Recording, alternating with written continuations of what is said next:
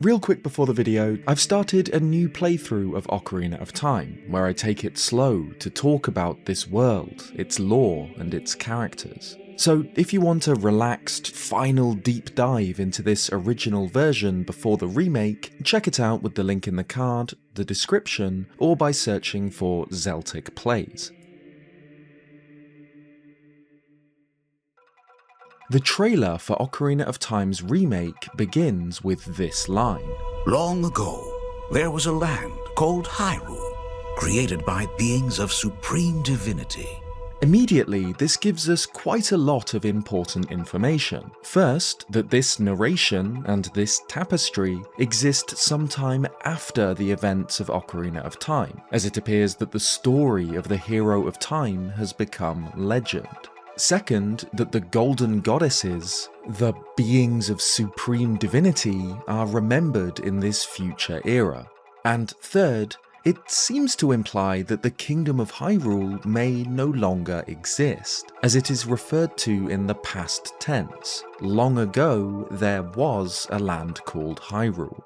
As somebody who loves the lore and interwoven stories of the Zelda series, this is incredibly exciting. As of right now, we don't know much about what shape the Ocarina of Time remake will take and how much of the original game will be changed. But this teaser trailer has got me thinking about how the game's lore might be handled. Ocarina of Time takes place right in the middle of the Zelda timeline. It's the game responsible for the famous timeline split, and so I'm curious to see how the Zelda team approach the storytelling here, especially given what we've already seen. Will they change established parts of the game's story? Might they fold newer Zelda lore that subsequent games in the series introduced into its narrative? Already, the teaser shows us one big departure from the story of the original game. While Link sleeps in his treehouse in Kokiri Forest, right at the beginning of the game, the mark of the Triforce glows on the back of his left hand, with the bottom right piece, the crest of courage, glowing the brightest. Now, I briefly discussed this in my initial trailer analysis, but I feel like it's worth examining in slightly more depth here, because it's more nuanced than I might have made it seem. In the original game, the Triforce, a magical, omnipotent, wish-granting artifact left behind by the Golden Goddesses after they created the world, is sealed away in the Sacred Realm, which is kind of an alternate world that can be accessed through the Temple of Time. When Link pulls the Master Sword, he is sealed in the Sacred Realm for 7 years.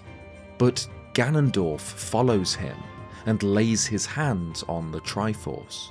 However, only one with a balanced heart can claim the full Triforce, or else the Triforce will split into its constituent parts, power, wisdom, and courage, and be bestowed upon those who best embody these virtues. Ganondorf claims the Triforce of Power, Zelda is given the Triforce of Wisdom, and the Triforce of Courage falls to Link. Only once Link has the Triforce of Courage itself does the mark appear on his hand. It behaves the same way in Twilight Princess, where he was born with it, and The Wind Waker, where he reforges it from broken shards. At the beginning of the original game, when this shot from the trailer takes place, Link does not yet hold the Triforce of Courage. Yet, in the remake, his hand glows, unmistakably with the mark of the Triforce of Courage, the bottom right of the 3 triangles. What's going on here? Well, the simplest answer is that this mark isn't a retcon, and Link doesn't yet hold the Triforce of Courage itself. That, instead, the back of his hand is glowing because it shows his worthiness, that he is the one destined to one day receive it. It's not a coincidence that it's glowing while Link is asleep. He's having a nightmare, a premonition of Zelda's escape from Ganondorf halfway through the game. While Link dreams of the others who will one day bear pieces of the Triforce, his hand glows. Perhaps, elsewhere in Hyrule, Princess Zelda is also dreaming of the other two. She later reveals that she had a dream of dark clouds, symbolizing Ganondorf, and a ray of light which shot out of the forest, parted the clouds and lit up the ground. the light turned into a figure holding a green and shining stone, followed by a fairy, of course symbolizing Link.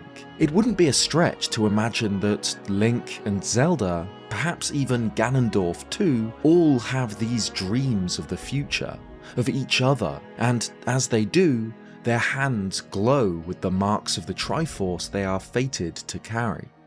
There is precedent for the Triforce symbol appearing on Link's hand in this way. Zelda 2's manual explains that on Link's 16th birthday, the mark of the Triforce appeared on his hand, showing that he was the one destined to claim the Triforce of Courage. And in Skyward Sword, the marks of power, wisdom, and courage light up on Link's hand as he activates the 3 sacred flames, as he forges the spirit of the hero long before he travels to Sky Keep, where he discovers the physical pieces of the Triforce itself.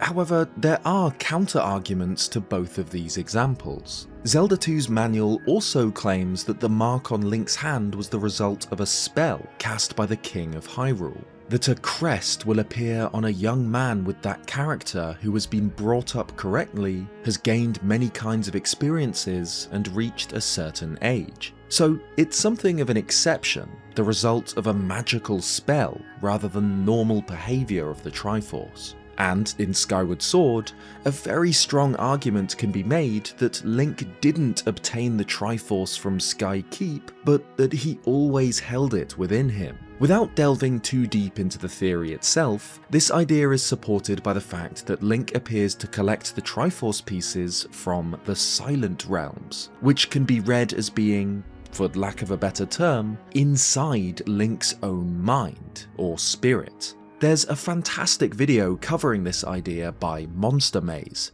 linked in the description, and in his own words, "The Silent Realm is not a real place. Well, it is and it isn't, depending on how you look at it. It's a visual representation of Link's own spirit, or psyche, made manifest by the power of the goddess, his own personal mind space, which is why no one but him is able to travel here." So when the Triforce marks appear on Link's hand as he reaches each of the sacred flames, perhaps he does already possess those pieces of the Triforce, bringing this example in line with what we see in Twilight Princess, The Wind Waker, and the original Ocarina of Time.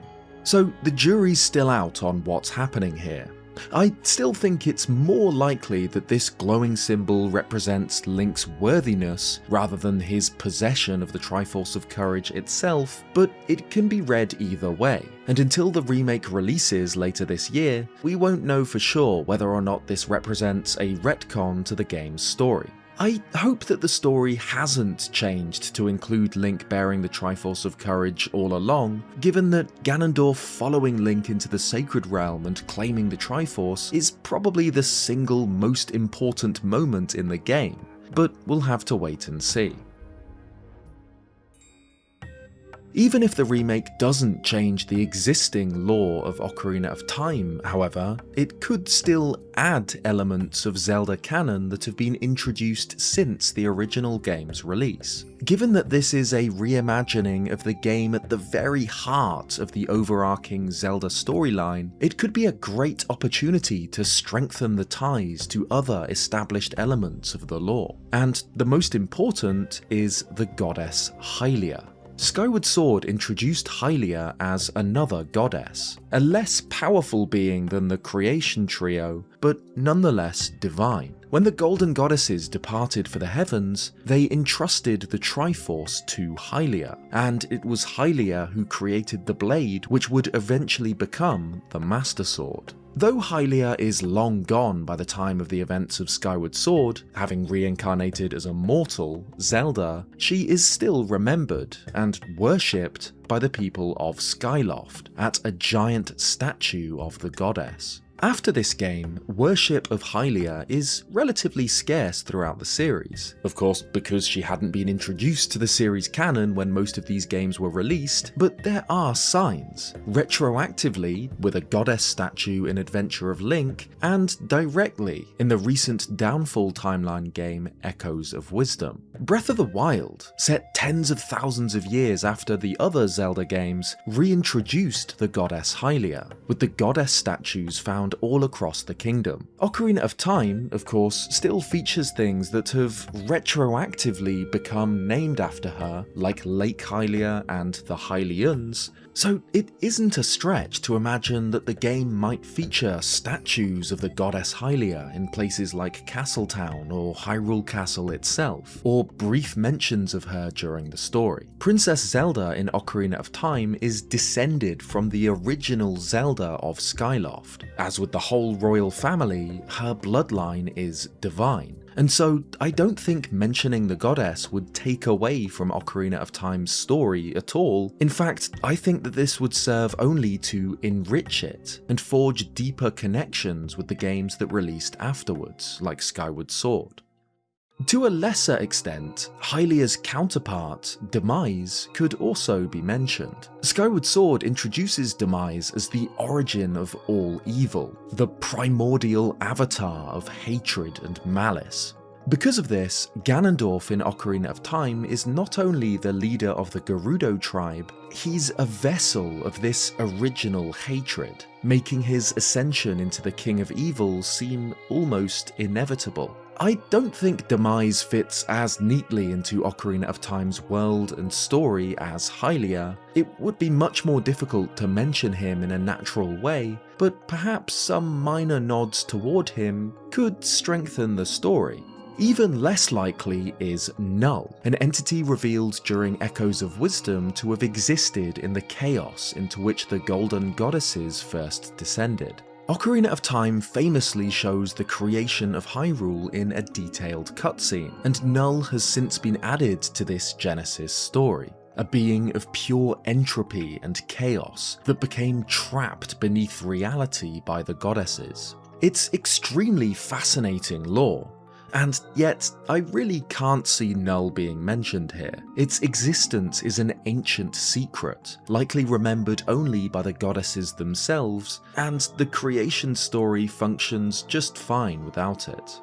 Another important figure introduced by Skyward Sword is Fi, the spirit of the Master Sword. Created by the goddess Hylia and housed within the blade that becomes the Master Sword, Fi is something akin to artificial intelligence, a robotic, methodical spirit built to guide the wielder of the sword, her master. At the end of Skyward Sword, Fi returns to the Master Sword to enter a sleep without end. But, as we see in Breath of the Wild and Tears of the Kingdom,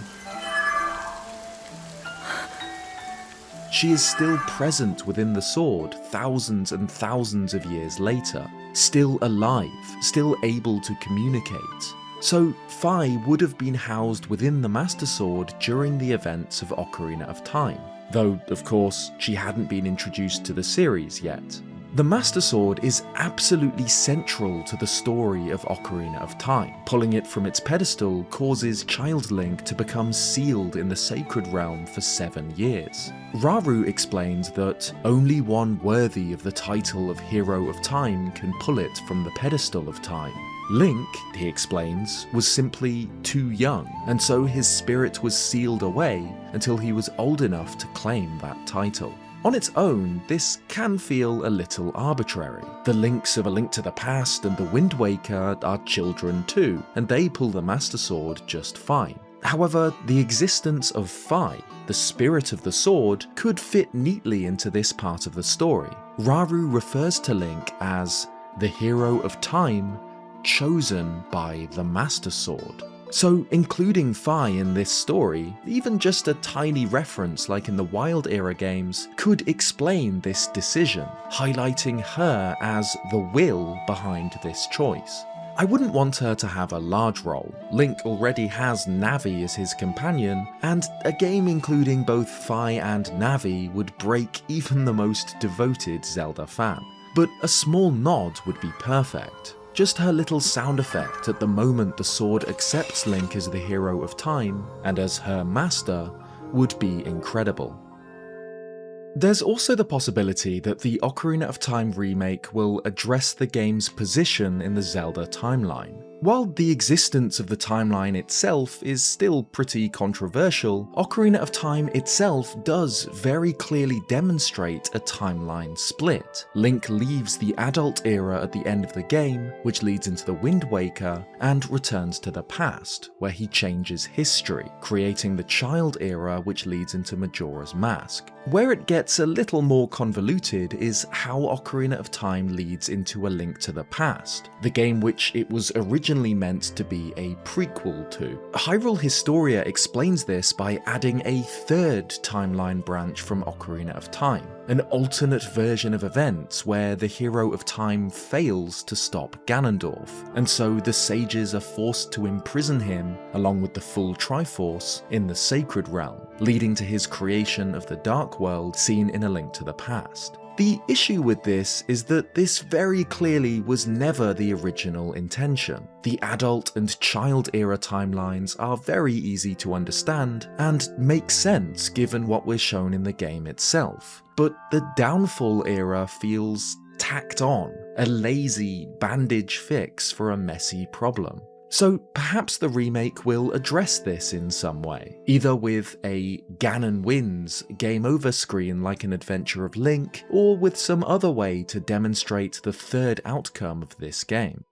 One thing that I really hope the Ocarina of Time remake avoids is the lore of Tears of the Kingdom. During that game, Princess Zelda falls back through time, back into the era of myth, to what is ostensibly the founding of the Kingdom of Hyrule. During this age, there are countless parallels to the story of Ocarina of Time. There's a conflict known as the Imprisoning War, where the Gerudo leader Ganondorf swears a false allegiance to the King of Hyrule, betrays him by stealing a powerful artifact, and is sealed away by a group of sages led by somebody named Raru, who built a Temple of Time and embodies the element of light. So in Zelda canon, we now have two apparently separate but incredibly similar sequences of events, Ocarina of Time and King Raru's Imprisoning War. The Zelda community is still divided on whether or not Tears of the Kingdom's Imprisoning War takes place sometime within the bounds of the existing Zelda timeline, or whether it's long after all other games, and King Raru's Hyrule would therefore be a second founding.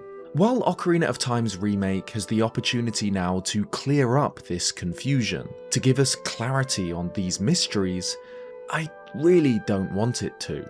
I wouldn't want to see Raru, the Sage of Light in Ocarina of Time, retconned into being a Zonai, the first king of Hyrule. I'd much rather see Ocarina of Time remade faithfully, as Ocarina of Time, without having to bear the burden of another game's messy lore. While elements like Hylia or Fi really would fit into this world and this narrative and enrich the story of Ocarina of Time, trying to untangle the lore of Tears of the Kingdom would risk taking away from what makes Ocarina of Time work. And so, while the idea of seeing the light dragon twist through the sky far above Hyrule Field is enticing, I'd rather just keep the lore of Tears of the Kingdom well away from this remake. The last thing I'll mention in this video is Ocarina of Time's sequel. At the very end of the game, Link is sent back through time by Princess Zelda, back into the past, to relive his lost childhood. But he doesn't do that, he can't do that, and instead he leaves Hyrule behind, and finds himself lost in the parallel world of Termina, in Ocarina of Time's direct sequel, Majora's Mask. One of Majora's Mask's most important characters is the Happy Mask Salesman, from whom the Skull Kid stole the eponymous mask, setting the game's events into motion. And the Happy Mask Salesman also appears in Ocarina of Time, running the Happy Mask shop. He's one of the most interesting and enigmatic characters in the Zelda series, and I'd absolutely love to see some tiny hints towards his eventual story in Majora's Mask included in the remake of Ocarina of Time. Perhaps he mentions his travels for exotic masks, or we can sneak a glimpse of Majora's Mask itself in the back of the Happy Mask shop. Either way, it wouldn't take much to further connect the two games, and tease the inevitable sequel remake. Thanks for watching this video. If you liked it, leave a like and subscribe if you haven't already for more Zelda content. Like I said at the start, I'm doing a playthrough of Ocarina of Time on my second channel, Zeltic Plays, where I'm taking it slow to absorb as much of this original version as I can before the remake. So if you want a relaxing way to re-experience this game one final time before the new version, check that out with a card or with a link in the description. Cheers guys, and I'll see you next time.